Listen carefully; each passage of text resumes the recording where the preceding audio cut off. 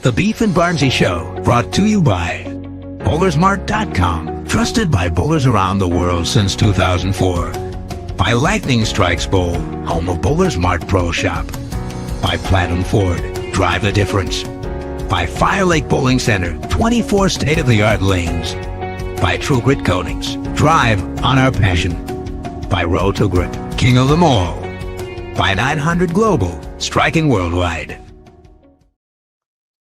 Good morning and welcome back to the Beef and Barnzy Show. I am, of course, Barnzy, joined by the unimitable Beef Stew. How are you today? I'm good.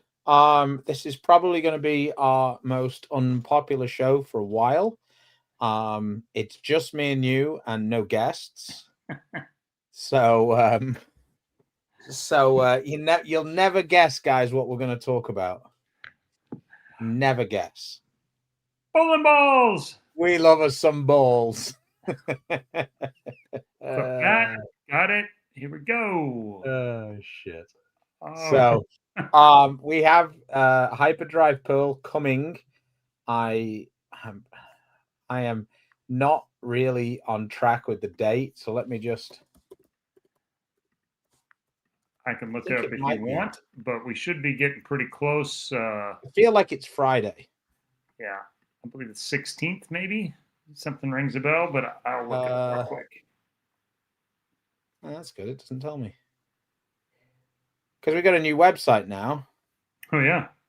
And it used to tell me really massively right in the center which day. I feel like September 19th. Come out on a Friday. September 19th. September 19th. Still okay, that makes sense. It does come out on a Friday. A week from this Friday. Correct. Okay. Okay. Right out of the book train. Here's a nice story. Somebody's just Jim just commented. Whoa. I'm officially a convert. Rockstar gave me 18 consecutive pocket shots last night, resulting in my highest ever Series 725. Well, congratulations. That's awesome to hear. I really like the way you're talking about consecutive pocket shots, because I think that's very, very underrated. Just thinking about that. With the way everybody talks about bowling, thinking about how many times in a row you hit the pocket kind of feels a little dumb, because everybody makes bowling way more complicated than that. But if you do hit the pocket a lot, you tend to strike more. It's just... Yeah. Well, for a decade or more, Walter Ray led the tour in pocket percentage. Didn't have the strongest strike ball, but he also led the tour in strike percentage. And turns out you can be a really good spare shooter when you only shoot single pins. Yeah. If you're shooting 3 and 4 pins on a regular basis, doesn't really matter who you are. You're not going to be a great spare shooter. Yeah, I have this conversation with you quite a lot when we're discussing because Lane Talk are always looking for stats, because that's basically what their website's built on. Sure. And they do the single pin spare shooting, and I do better in that, but maybe that makes me more biased. But I think that the only way you can have a true understanding of single pins is if you compare who are the best shooters at all of the top 10 most common leaves or top 8 most common leaves, because Simo's pocket percentage is way higher than my pocket percentage. He's a way better bowler than I am. He's not a way better spare shooter than I am, but the stats would suggest that he is. Well, yeah, when you never shoot a washout, my pocket percentage would my spare percentage would probably go up. And that's the same with getting strikes. Hit the pocket a lot, you get more strikes. And I know I've been guilty of it while bowling tournaments, worrying about how the ball's going through the pins. And when I look up at my score, I'm like, I've only hit the pocket 5 times this game. Why am I worrying about how it's going through them? Let's worry about getting that pocket percentage up to closer to 100. Then we can worry about everything else. Well, we have breaking news. I know this will impact our group tremendously, but the pattern for the Senior World Championships has just been released. It's what? Oh, the pattern's been released. Yeah. And is it 41 feet? Good guess. 42. Oh, damn. I thought they were going to mix it up. Unless it's a 4-pin the Senior Masters. Well, it's always good to get out in front of these things. Yeah. So that's in Reno, right? Yeah, it's in Reno. Fire oil, 29 mils, 2.5 to 1. A little bit of an offset.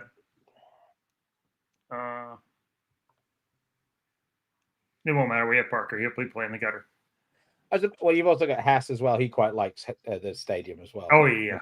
Just in general. He's on a confidence heater right now. Yeah, and JJ just likes bowling. So I am low man on the pole. I'll be getting the water and making sure the boys are hydrated. That's well, yeah, I'm sure you'll bowl fine.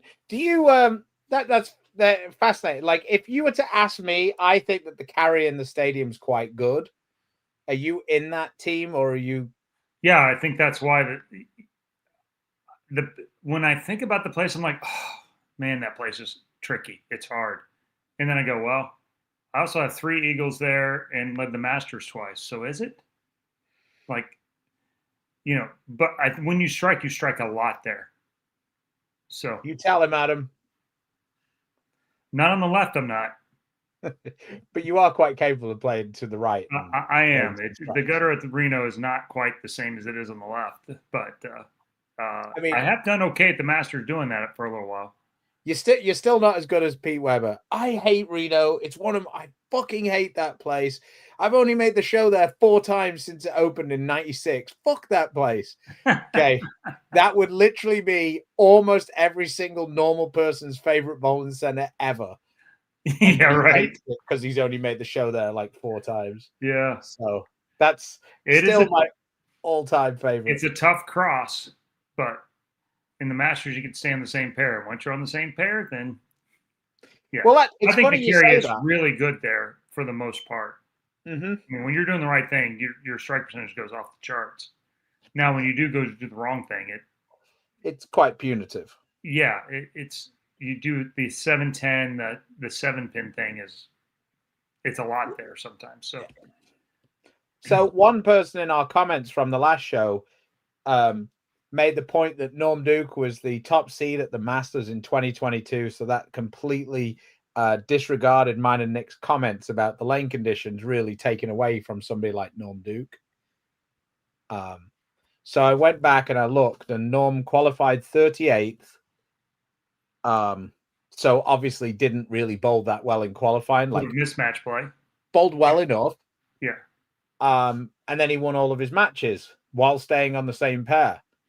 Well, I wasn't disputing that Norm wasn't an excellent bowler. Yeah. I was disputing that, like, his skill set doesn't really give him advantage like it did when he was at the peak of his powers. Straight players have a chance in 2 different places. The World Series where you bowl the matches. Yeah. And the Masters and dual patterns. Because dual pattern guys don't move nearly as fast when they have to go back and forth. And also, if you can do kind of the same thing on both patterns, it's way easier with your swing. Correct. And Norm was able to bowl straight in about 73 different ways. Right. The best of all time. Hang on one second. So we have the hyperdrive coming. We've got some video for you guys.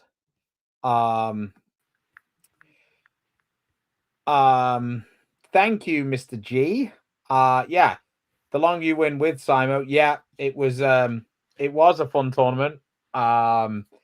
We got our ass kicked in the last 4 of the winners bracket against Kevin and Cam, and we bowled on a pair that was fairly challenging if you wanted to bowl the lanes like you'd bowled on every other pair, on the left lane specifically. 23 and Kevin and Cam ran us over.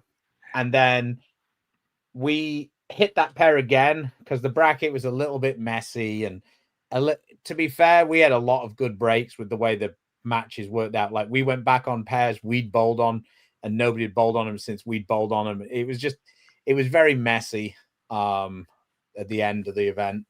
But we got on that pair again, and Simo had made a suggestion to me on how I could play them, and then Simo bowled like a lefty. So we kind of had a pretty big advantage over Marshall and RJ. It was, I mean, put it this way, we bowled about, I think 12-20 maybe when we bowled on it the first time, and we had I had the front 8 or 9, and Simo had spare 7 or 8 bagger to start the first game. So yeah, we got away with one a little bit against AJ and Zach Wilkins, a 1-pin match. Crazy, to be honest. 6 game when you bowl 6 games, it comes down to 1 pin. It's pretty insane. And then we went on to a new pair. Zach Wilkins actually ended up with ball in hand. Simon 10 pinned, and so Zach had ball in hand and left a 7 pin. Yeah, and, on a pretty good shot. Yeah, I mean they both threw pretty good shots, really especially given how long a day it had been for all of us. And then we went on the last pair, and Kevin was basically lost. Cam had an okay look, but Kevin had nothing, and we were bowling both matches on that pair. So effectively, they had the advantage when we bowled them in the semi-final and killed us, and we had the advantage in the final and we murdered them. So kind of a bit of a anticlimactic final in a way, because it felt like it could be a big blow for blow thing, but Kevin just couldn't find a way to get comfortable on that pair at all. It's a little odd that they don't switch in the final match from the first round to the second round. And I've now bowled the final match 3 times in the last 4 years, I think it is. Or yeah, I think it's 3 out of the last 4, and twice we haven't moved, and once we have moved. So yeah,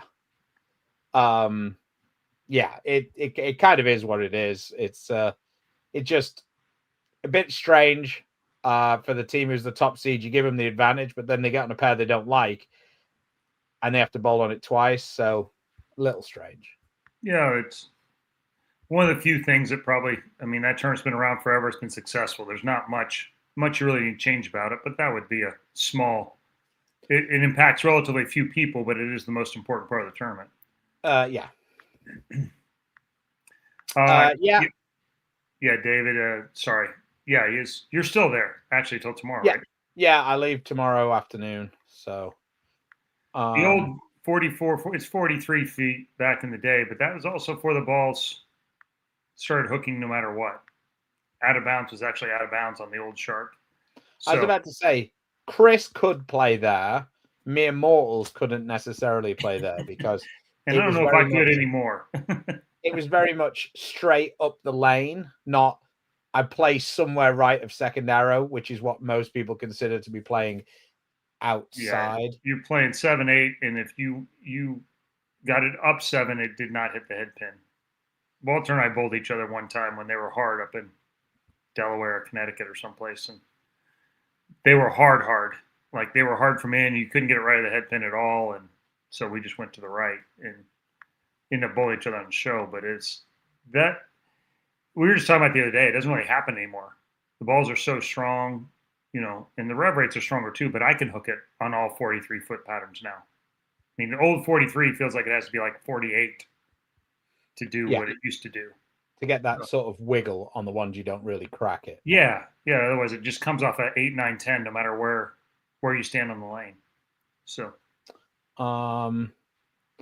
Tony says it was really interesting hearing from both JJ and Nick in the last few shows. You guys, you mean Chris, did a great job of highlighting their point of views without steering the narrative.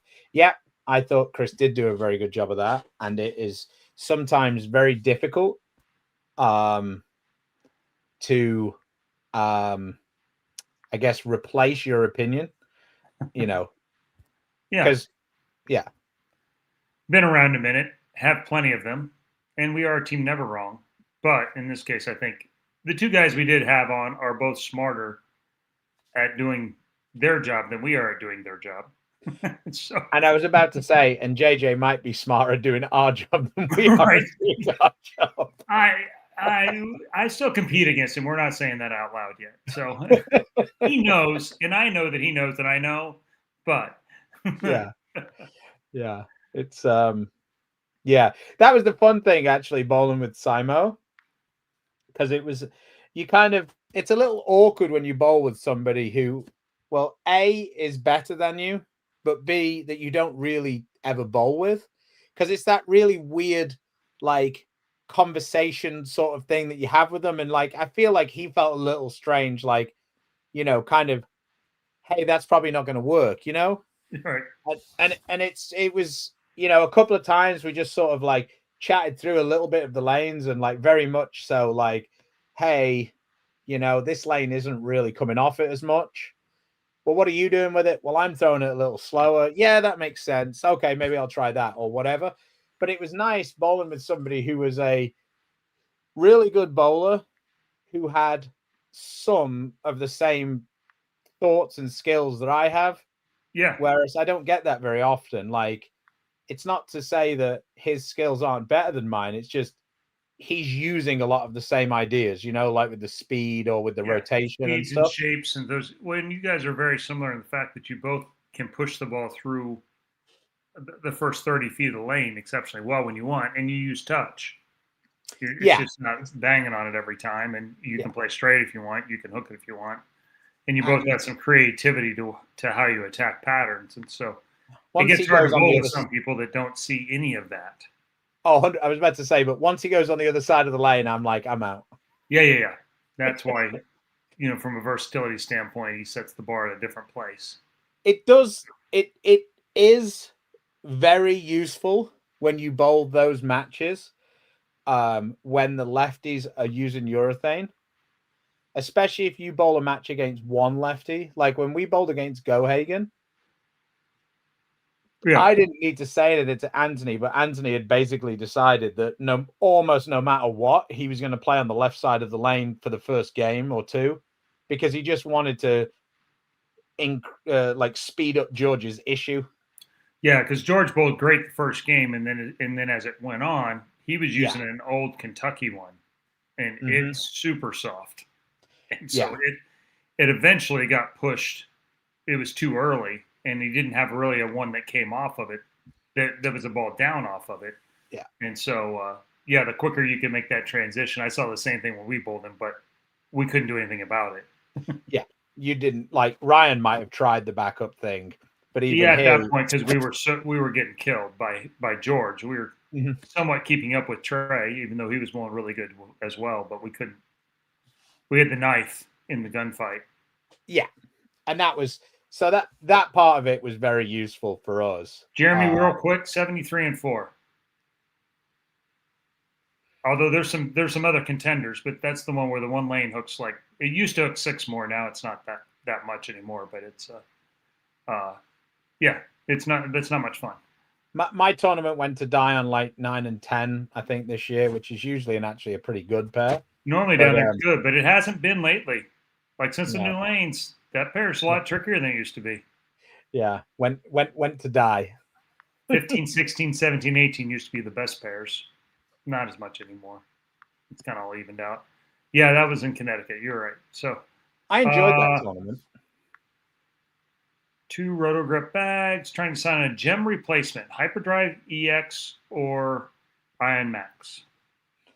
I mean, you use it way more than I do. You're way more qualified. I think the gem has a little more shape in general, so I think the Hyperdrive is probably the closest.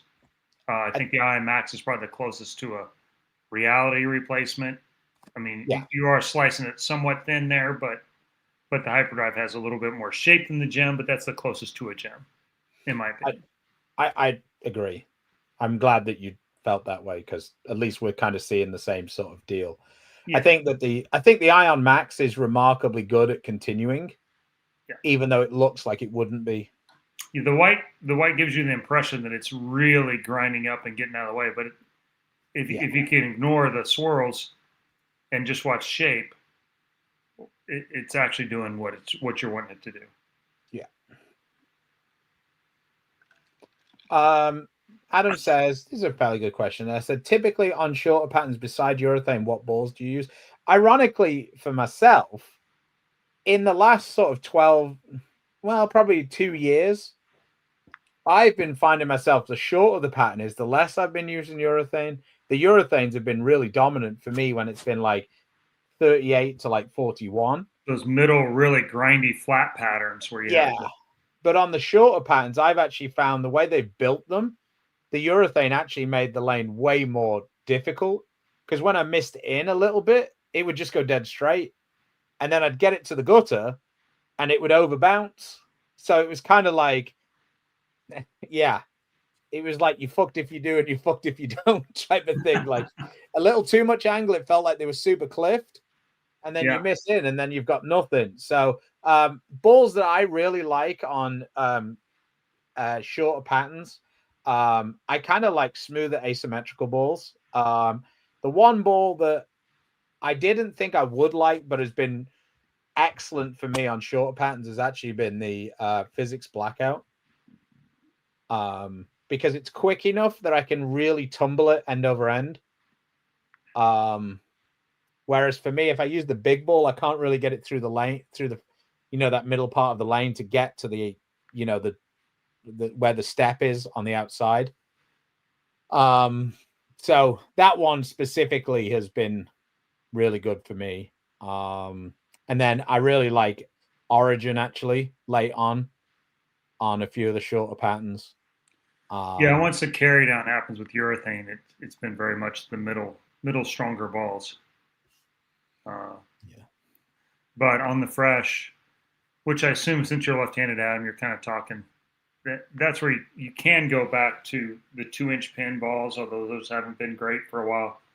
And we've used Ion Max and Reality as the bigger option to kind of grind and blend it out there with more speed and less hand.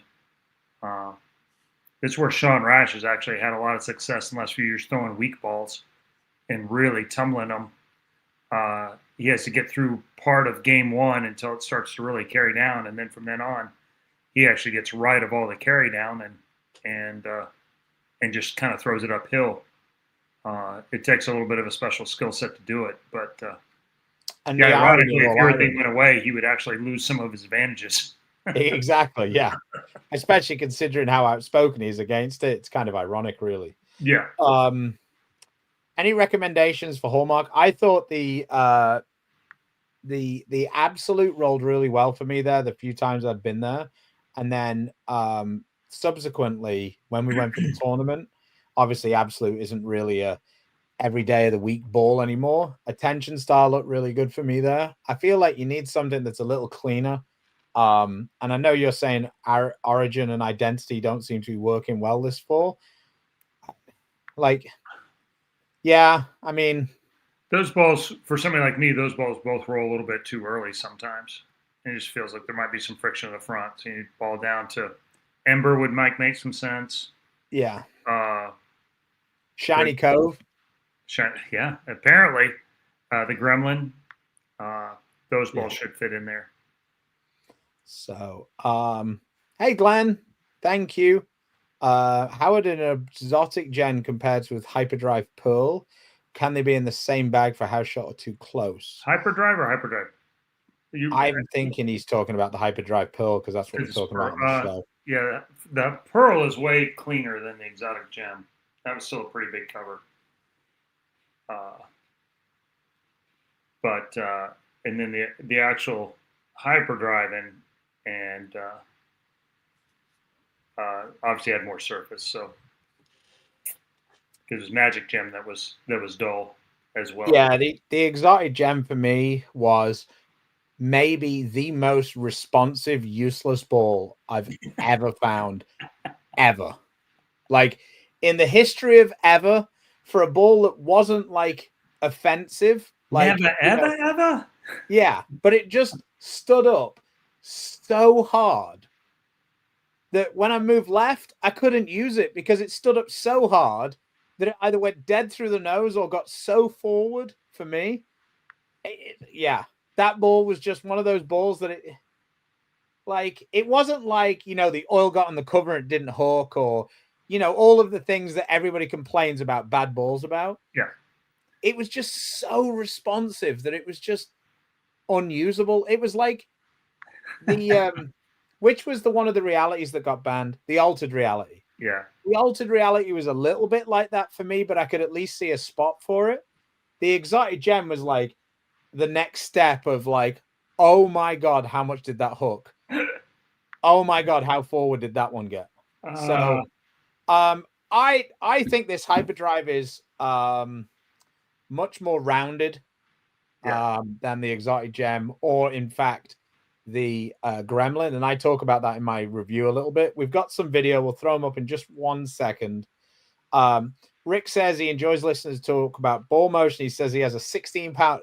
16 pounds is a little too heavy for myself and Christopher these days. The zero gravity was an interesting ball. It had some places 100%. without urethane. It was useful. Well, it was on a house shot. It was 100% the ball that you shot 250 or 190, and you knew by the third frame. It has a fair amount of asymmetry, right? And so when it was like a low diff asymmetrical ball. Yeah. And like in one house, it was amazing, and in like 2 or 3 other houses, it was like, wow, this is bad. It's a little bit tricky because it doesn't flare a lot. It has a big cover, and it was asymmetrical. Yeah. And so when you put the 3 together, the window got a little bit smaller than you really wanted. But when it was right, it was definitely a 12-ball Arsenal ball, not a 6-ball Arsenal ball. Yeah, there you go. Like if you were taking the truck, great. If you were getting on a plane, no bueno. Yeah. Let's start with you on these videos. I'm going to mute you because you can talk about you rather than video you talking about you, if that makes sense. So this is starting with the hyperdrive. Yeah, and I mean, we've got Louisville on a pretty good day here. Obviously, now we're putting it up against a. Well, this is my gremlin. A little bit. It's got some games on it at this point, but so apples to apples, it was longer. The gremlin was a little longer, a little sharper. I did this video long enough ago. I don't remember exactly what I said. So when I was watching it, I've already told Roddy that we're going to roast him somewhat. Chris rushed to get this video done, and then this is the first time it's seen the light of day. Yeah, we did it 2 weeks ago today, as a matter of fact. I mean, in Roddy's defense, he does have a real job. And he's in Paris. Significantly more than we pay him. But here's the gremlin again. I got the feeling watching you that you didn't really like the gremlin a great deal on this. It was okay. I've gotten to where I use the gremlin a lot more with some surface on it. When I just drilled that second one though down, that looks way more usable for me on a lot more things. This is this is what I call my league drilling on an Origin. I don't get to use it much on tour. This one I did use quite a bit on tour, a hyperdrive, and it's drilled very similarly to what the Pearl is. And it has polish on it, so you can see apples to apples cover-wise how much earlier the hyperdrive solid is compared to the Pearl. It's pretty significant. I do like the fact that the Pearl is although it's very clean, it's also smooth. Like you call it, rounded. Yeah, I just feel like it continues. It continues a long way. Window. Yeah, it doesn't lock up and go forward or anything crazy, which is the other thing I like about this hyperdrive was polish on it. And just what we've been bowling on tour on, you just haven't been able to throw a lot of surface. I think it's always a good idea to watch what the best bowler's doing. And so once upon a time that was Walter. Now it's on the senior tour, it's JJ, and he has about 2 balls without polish in his whole 48 ball arsenal. So, I mean, you basically struck every single shot that you threw the hyperdrive. I had, and when I in threw this this at video. first, I'm like, I'm not sure I like this ball. And then we do the video, blind. I'm like, oh my God, this thing comes back and rounds off from everywhere and runs the 8 pin over no matter where I throw it. Here's an ember. Yeah, I really haven't had much chance to use it because I am fairly staunch, I think, in my viewpoint. And I'm not suggesting that everybody else is supposed to be. But when I get the video ball, I basically only throw it for videos. Like, I never take it to any tournaments. Like, once I get the other balls or I see other versions of that ball around, then I'll start to use it. But I feel like I it's think a that bit. might have been a Vibo. I don't know. No, I think that was the Gremlin again. Oh, okay. And so how much longer it is. And that's where it slots. I think I was slotting in where things fit. And so the Ember actually hooks more than the cover, feels stronger than the Hyperdrive Pearl. The Hyperdrive Pearl is stronger than the Gremlin. And say Vibo, it's also going to be stronger. The Origin, I feel like it's a little bit earlier. Cover wise, I think it's probably a little bit of both. Cover and core, it's a little bit bigger. Like it's not really core, so it's just cover. But it's kind of in that range. If I wanted to replace a ball, that's probably where I would put it.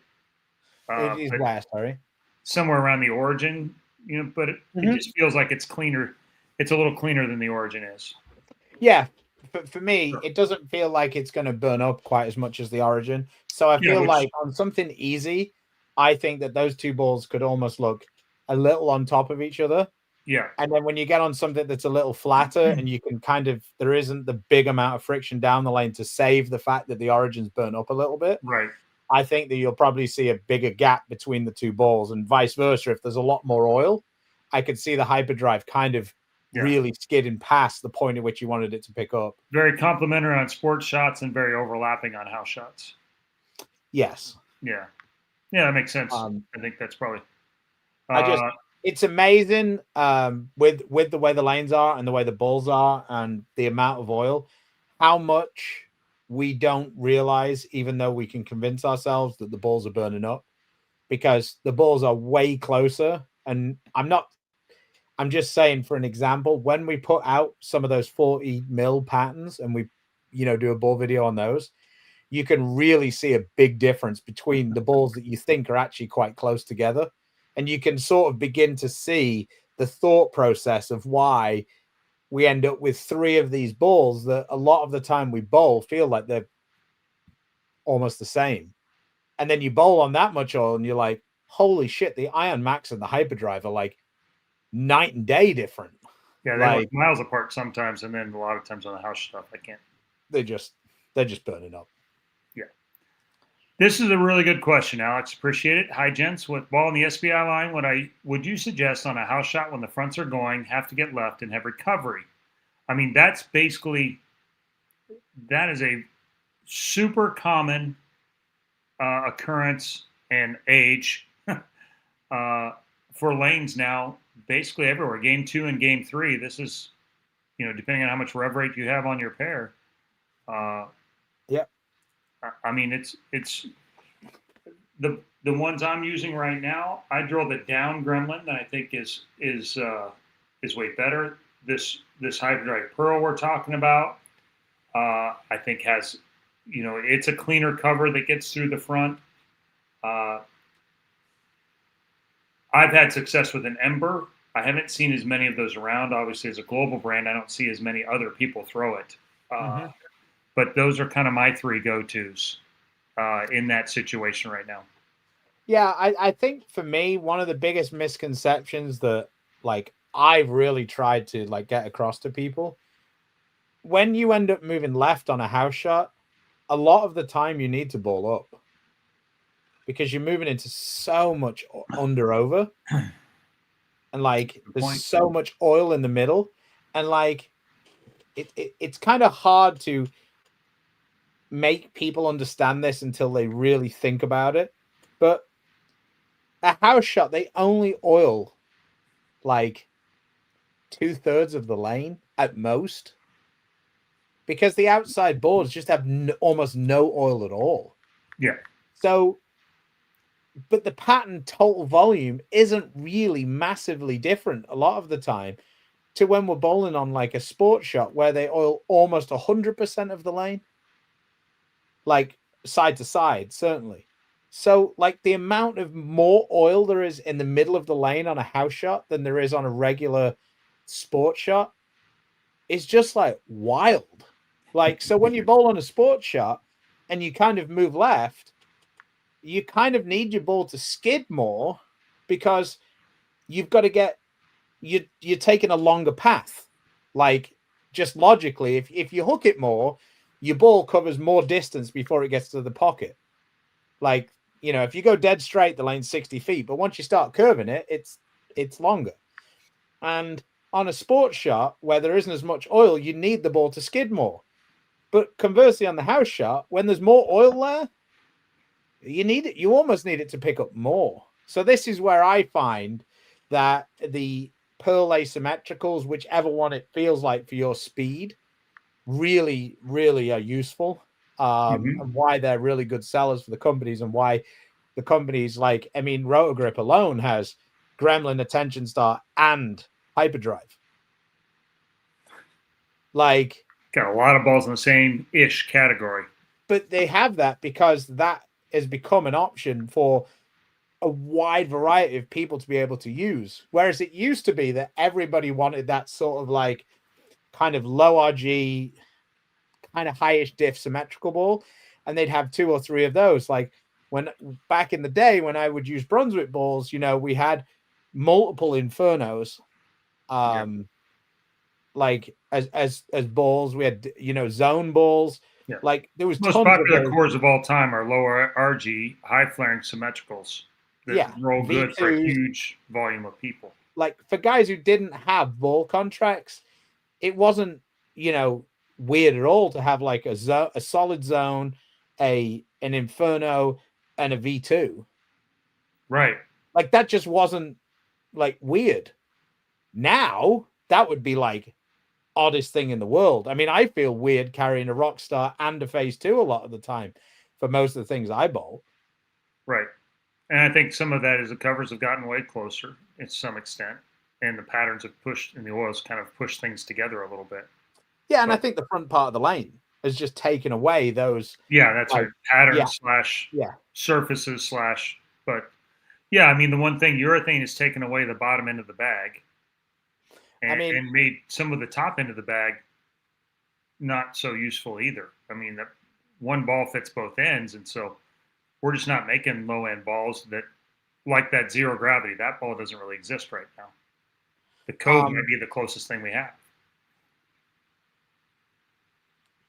But to answer your question, I think that the most proven ball for this at this moment in time is the Attention Star. I think it might not necessarily work for every single player, but it seems like that's the ball that the majority of the people who try it like. Yeah, unless you're really slow or you're very end over end, I think that's a ball that looks very good for the rest of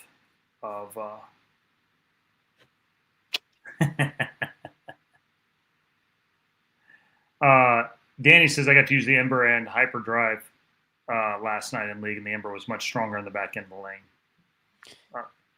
That's been my take so far as well. Ian, you ask a lot of good questions. Unfortunately, I don't always get to them, but how close do you think Hyperdrive Pearl to the physics blackout with Power Edge? It's an interesting question. I think the blackout for me would be a little more responsive, but not terribly. I mean, there's some similarities there. I'd probably slightly the other way, but yeah. Okay. I think physics blackout would probably be a bit smoother, but I mean, I feel like the Hyperdrive Pearl is probably going to cover more boards than the shiny physics blackout in my hands. Just I said, well, it tells you they're pretty close. We have it on each head, but we're thinking we're splitting hairs. So, Yeah, if you have one, maybe you try that first and see if that fits in your gap. Daniel, huge fan of Reality Shined Up, closest thing. I think for us, we're finding Ion Max to kind of fit that gap the best. Now, I haven't shined the Ion Max. I have shined a Hyperdrive, and that gives me, it doesn't lose shape. You know, it probably shapes a little bit more than a Reality would, but, you know, but that's kind of what I'm using as a shiny big ball right now. But that being said, I've kind of cycled back to the Ion Max and put it back in the bag, and it's probably, the Max Shiny could be pretty good. I've seen a few of them. David, thanks for the super chat. Any tips on how to play 37-foot Rhino oil pattern? Never played anything short, 430 rev rate, and 18 miles per hour off your hand. So you're a little bit rev dominant. I don't know the exact Rhino oil pattern, but most of these are built somewhat similarly. Well, first thing is, I mean, the go-to these days is obviously urethane on these type of patterns, and especially you being a little bit rev dominant, that could really make sense. Depending on what level you're playing at now. What's that? I'm just looking at it, Chris. Yeah. It's a Brunswick oil pattern. It's 3.3 to 1, so it's kind of what would they call that? Like sport. It would be on the slightly easier side of sport. Mm-hmm. It doesn't look like, it's a very basic graph that I've found, but it doesn't look like there's a ton of oil to the outside. Okay. So I think that this is one of the patterns that we've been kind of talking about a little bit, about some people really struggle with these sort of patterns because the dry is so dry. So when you throw the urethane, you can't actually get as wide as you want to get because the dry is so responsive. But once you move in a little bit, the oil is right there and it's kind of cliffed almost. So then you get it in on the oil and it's kind of hard to get it to go up the hill. And it's not always easy for mere mortals. And I'm talking about people without 500 RPMs, really to have the trust to throw urethane with a big angle, especially now we don't have the softer urethanes. I think that patterns like this, direction of roll is very important. Meaning rotation, like forward versus around it. Yeah. Because I think the thing with it is, I feel like 37 foot used to be really difficult.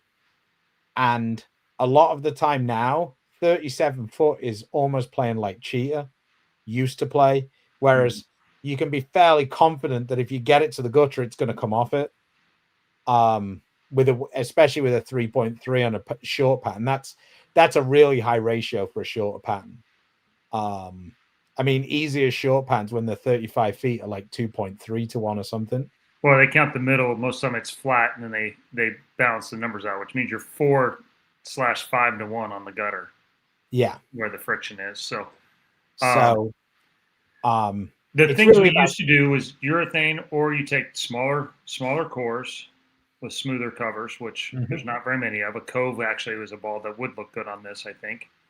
And then what we used to do is take bigger covers like Ion Max and drill them a little bit weaker, and to help control the amount of flare and to help them. And then the cover would bleed off all that hook a little bit, let you throw it left to right in the front. Lots of things that urethane lets you do. So if you can get urethane to hit, urethane's probably the play here early on. And then you graduate into those middle, Origin, Embers, and Phase 2s, and kind of your favorite middle strong ball. But I think really having that kind of end over end roll and like having a little more angle and like trust in the dry is the big key for me anyway. Thanks for the chat.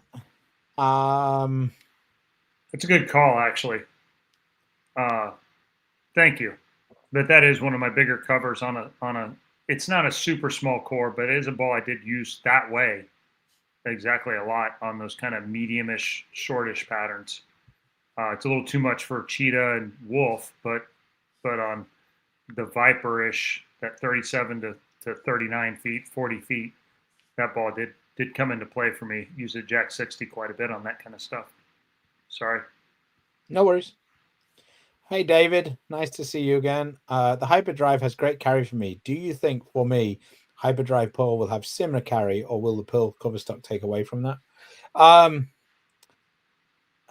Without really having your game really down, unless you're like super, super, super high speed, I just see that it'll just be a complementary piece. And once the Hyperdrive starts to get to be a little chuggy, you know, like it's struggling to get around the corner, then I think it'll be a good ball down off it. I don't think it's, I don't think it's any more I complicated. think once you find cores like that strike for you, I think that tends to, it's using the covers at the right time.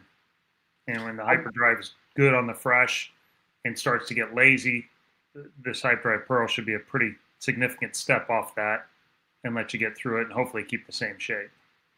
And don't be afraid to, if you're finding that the Hyperdrive Pearl isn't really cracking around the corner, just to touch the surface a little bit, add a little bit of a little bit of rough to it, and I think it would be, light 3000 even is enough just to get through the polish. Just get some lines in it, so to speak. Do you recommend playing Roth pattern on old pro lane with terrain oil? I don't recommend playing anything with terrain oil. There are a few esteemed lane men that have started to use what was it? Terrain on the wide on the outside, and then filling in the middle with ice on the way back to create some skid in the middle. I think you're they're good at playing with toys, and so maybe it somewhat works, but terrain is guardian in a bottle. That's kind of how I see it. I think that stuff looks so early and is so sluggish down lane. You can create a certain environment with it, and from a sport type thing, if you're looking for scores, no, I don't think that's the right way. I think that on everything, somebody will find a way to strike. There is truth to that.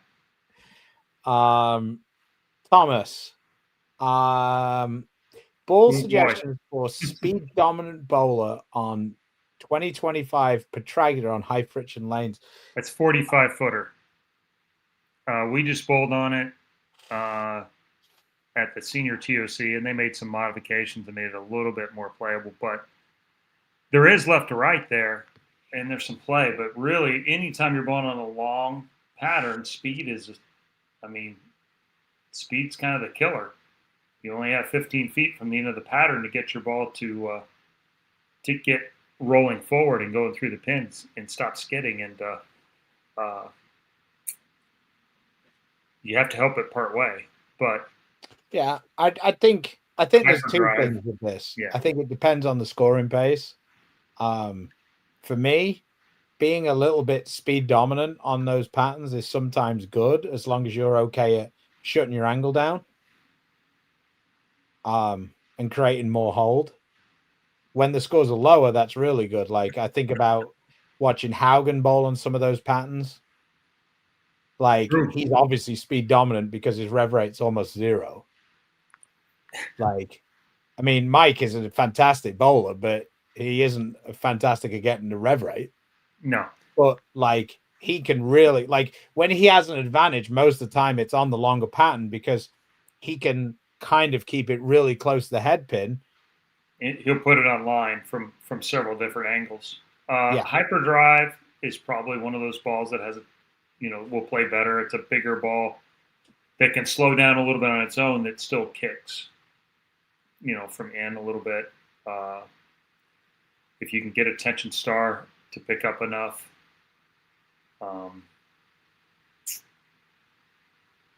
Origin has been, all right. Yeah, I like the Origin a lot, actually. Yeah, on those longer patterns, it's a pretty big cover, really. It's almost surprises me a little bit that it hasn't been discontinued. just because it feels like everything gets discontinued quite quickly. Yeah, it's there's been a bunch of that. So but I do like that one. The thing I like about the Origin is there are very few balls that are that shiny that actually hook that much on virtually everything. Like some of the balls, you can really see them skid, and like when there's a lot of oil, you can't be sure they're going to really pick up. Whereas the Origin is one of those that I really like the way that one will pick up. yeah, Ken, what would you replace an Absolute Power with?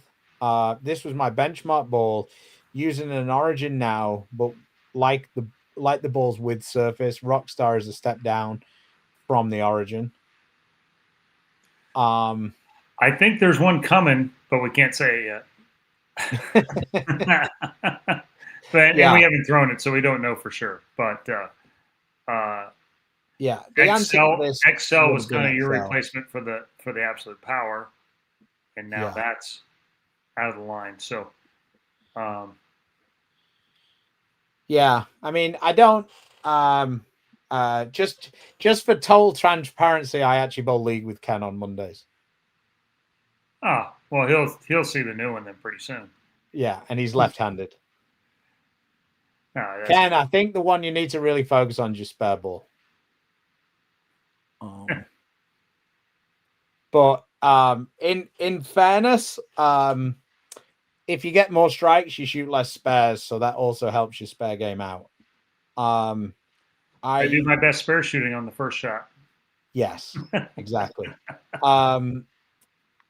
I think that I think that that's a ball that I hear a lot of people use, which is kind of R2S or something somewhat around that type cover. R2S solid, yeah. R2S solid on an asymmetrical core. And maybe it's just because I like them that people tell me that they use them. But I feel like I hear like a disproportionately large amount of people use them, but they don't seem to stay in the catalog very long. So they obviously don't sell many. The people that like them really like them, but I mean, it was not a pretty ball, so it might not have sold that well. But it was a unique as far as it was a big ball that didn't hook super early. And that's a tricky combination to get. And it moves all the time because the oils change a little bit, and then all of a sudden it's not a thing anymore. But yeah, I think they're really good for house shots, to be honest. That type of ball. Like attaboy.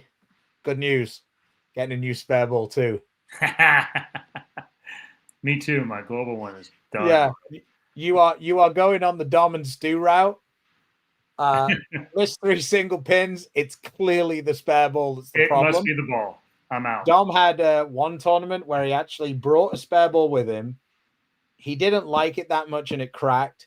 He drilled a Maxim. He threw it, I think, for like 3 games. Went back and got the cracked one, finished the block off, and then went and drilled a different, like a target zone or something for the next block. And then basically used that one all season. But you get the feel wrong, or there's nothing worse than your spare ball not feeling good. There's just nothing worse than that. There's so little hand motion at the bottom. It just has to come off your hand right because you can't fake it like you can with a strike ball and just go, I'll just flip it off there, or I'll just whatever. And it's not like you've got another one you can change to. Yeah, you can't just switch thumbs out of it and just go, oh yeah, we're good. Yeah, it's like, and once it feels bad, it's like mentally, it's like impossible to make a shot with it. I've got the third person footage of me throwing the hyperdrive. Yeah, if you haven't watched Stu's videos, I find this kind of fascinating. It's GoPro-ish, I guess, so to speak, but yeah, Stone 8 there, right in the pills, right to start. There you go. But this is the hyperdrive. We're bowling on a fresh-ish house condition. I found this ball to be much easier to get left of like 17, 18 with than the Gremlin. I find that for me, the Gremlin, once I get further and further left, it's a little too quick. So because I use slower speed when I get that far left, I struggle to make it continue. That was for the people who always want one a little straighter. It hit the lane and basically was gone. That kind of just shows I only moved 5 left with that one, and then that one was fine. I really like the motion this ball makes. I haven't necessarily like blessed it to be the answer, but I like the motion it's making. I haven't got to use it like under pressure or, you know, even in a league set yet, just because of when it came out and when I went. Here's a ball that I'm surprised how much use I get out of.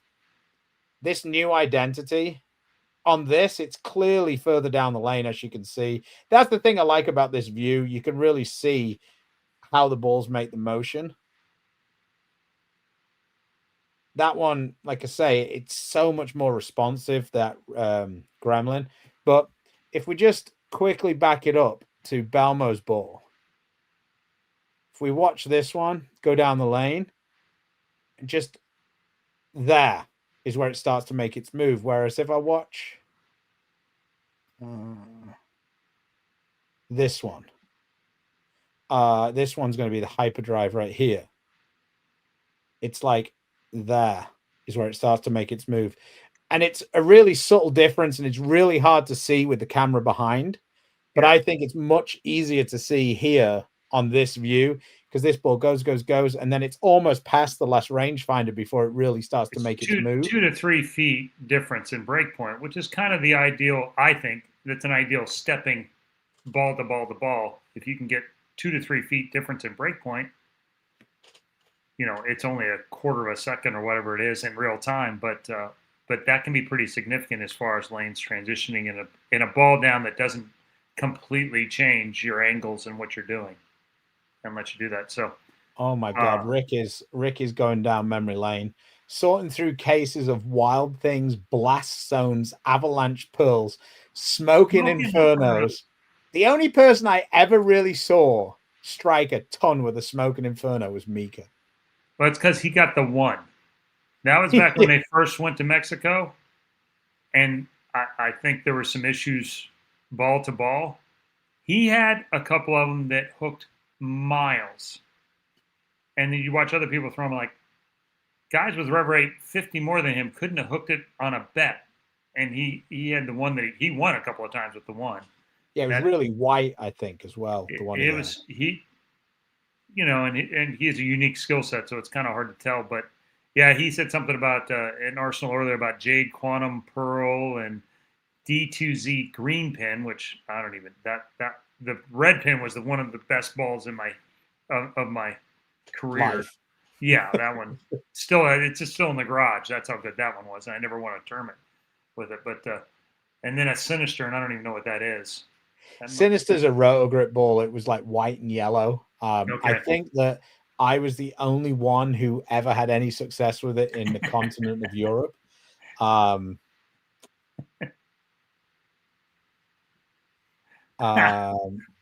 Chris strikes more reviews, so I'm going to buy the balls he reviews. I don't even edit them, but there's a few of those balls you would never buy based off my reviews, because we just go, and they are what they are sometimes, and sometimes I don't strike with any of the balls that I throw on those reviews. So for the next reviews, I'm hoping that I'm going to be able to get my video recorded, but we're going to have a different format for one of the balls that we have coming up. I don't know. I'm not even sure exactly how many we've got coming in the next couple of review cycles, but we're going to take one of the balls, and Roddy is going to record Chris bowling wherever, and I am going to record in Austin, and we're both going to submit our videos, and Roddy is going to piece, and we're not going to know what each other shot. We're just going to know what we've shot. And as you know, me and Chris are both fairly competitive, so it probably isn't going to be 206 to 203. I'm just giving you a heads up. So Roddy's going to actually splice the video together like it's a match, and me and Chris are going to commentate it. So it's going to be pretty funny, the commentary on this match, if one of us has shot 300, because that person is going to be real cocksure for the entire match. And if it turned out that the other person had shot 300 also, that would be very funny. I think you're setting the bar way too high. I'm just giving the heads up, like, but yes, we're going to try that format. I think it would be a little bit of fun. I'm glad you find it useful.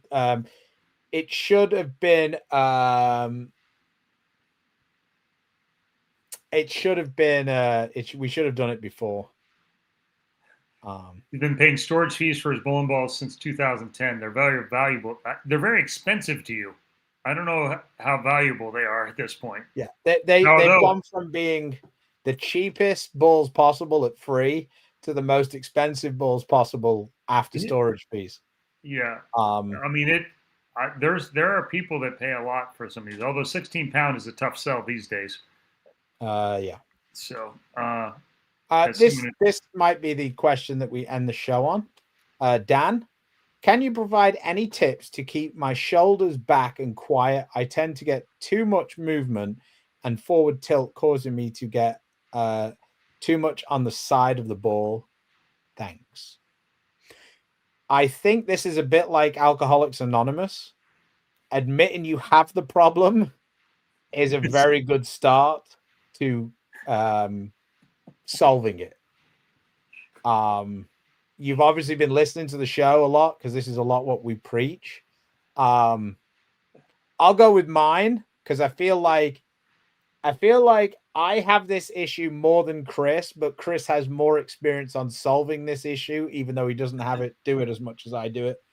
So, like, for me, with looking very close to the foul line, this becomes a fairly big issue for me. I feel like my hips staying down through the end of the swing kind of helps me quite a bit with this. So I feel like a little bit, if I can sit into it a little bit while like trying to feel like my chest is going forward. I'm trying not to tell you to do the opposite of what you're saying you're doing, if that makes sense. Because if you say, I get forward and I say, well, keep your chest up, that it's a bit like going to the doctor and saying it hurts when I do this. And the doctor saying, well, don't do that. You know? So I just feel like if I can kind of sit into the shot a little more, Timmy Mack talks about that a little bit. I feel like also if you're a person whose back leg comes up a lot, I feel like at times that can cause you some of the issues also, depending on how it comes up. Because ironically, I actually caused myself more issues by keeping the back foot down, but that was because I was like lifting up and then bringing it down. So I don't even know what that is. I believe that's the big thing that you put on your hand and try and roll it. Because it's a recurring issue, and I think it's a recurring issue for a lot of great players at all levels, I'm saying, but even on tour, it's a great thing. Like I say, keeping your back foot down is an end result thing that will help get you, it's a balance check, because when your head goes forward, your foot goes up. Stu looks the foul line, so of course it comes up. Mostly, Now, that doesn't mean that you have to keep it down to do that. Walter Ray never kept it down, but did okay. Yeah, he was all right. But the things I've gone through over time, like you think about Bill O'Neill, and for a while he actually kept his chin up. And by keeping his chin up, it kept his chest back, and it kept his head quiet, and that helped keep his upper body. I've thought about what Stu's talking about, where you keep centered, you get your chest where it's facing out at your target, not at the floor.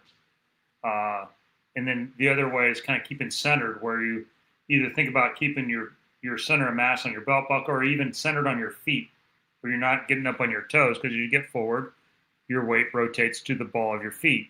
If you can keep centered on your feet, keeping your butt underneath your shoulders, all of those things are kind of tricks that I've used at times to try and keep from getting too far forward, which once you get forward, it gets way easier for that shoulder to rotate early.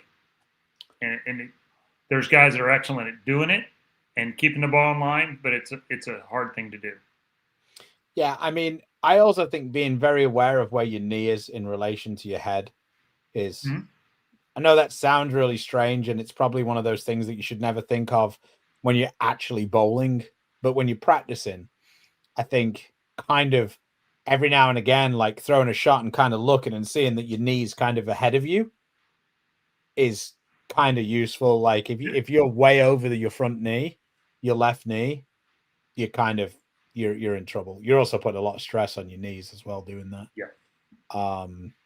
So You think of guys yeah. that did do that were very good bowlers, but Couch and Wes Malott both way out over that front knee and both way, now have. And I would argue that almost every time I've ever seen Wes look like he's about to headbutt the foul line is when he's been awful. And the more tournaments he's bowled in that swing of when he bowled, the less he did that. And like when you see Wes and it looks like, he's down, but he's not really over. Yeah. Then it doesn't take him long before he starts really getting the swing to line up in how he wants it. And then it's a strike-a-thon. He had I mean, even now, even now with like half an arm, basically, how well he bowled in Chicago. Yeah. And then he got super mad with himself because he got trapped in the match against Kroll. And he didn't even really care about the singles tournament. He really just wanted to bowl with Jordan in the doubles, and he bowled the singles tournament. Mm-hmm. And then they both made it, which was super cool.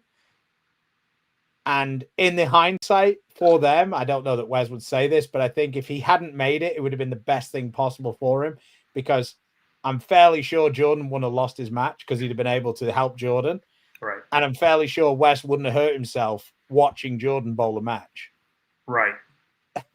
So it was kind of a double-edged sword for him, because he got in one of those matches with, I think it was Bug Kroll, and they got so far left, and then Wes's competitive spirit took over, and he was at the back, like, God damning it about how much his elbow hurt and how daft he was. And too many games. He just wasn't in shape enough to get that many games in.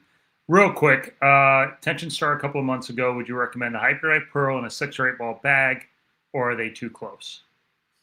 I think they're enough different, because I think the shapes off the pattern are pretty significantly different. Yeah, so I think the Hyperdrive is a more rounded, continuous shape. I think that the Hyperdrive is earlier and something that's more of a tumbly type shape. In my parlance, I would say the Hyperdrive Pearl is control and the Tension Star is angular, and so you can use them off each other. Yeah. So. All right. Well, we've had a great show. I appreciate you guys, and the questions, as usual. We have the best fans in bowling and the most knowledgeable. So always appreciate it. And we will be back next Tuesday. I don't think there's a whole lot going on this weekend from a tournament standpoint in our area, for sure.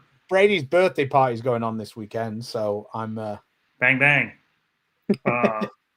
So if anybody wants to drop in, so. I was about to say, super chats on Tuesday will be very appreciative. And then big weekends everywhere, I think, the next weekend.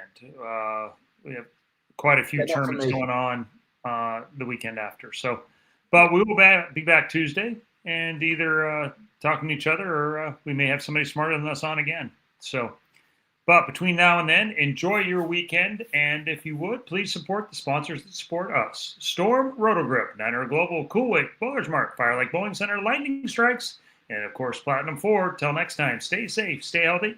God bless.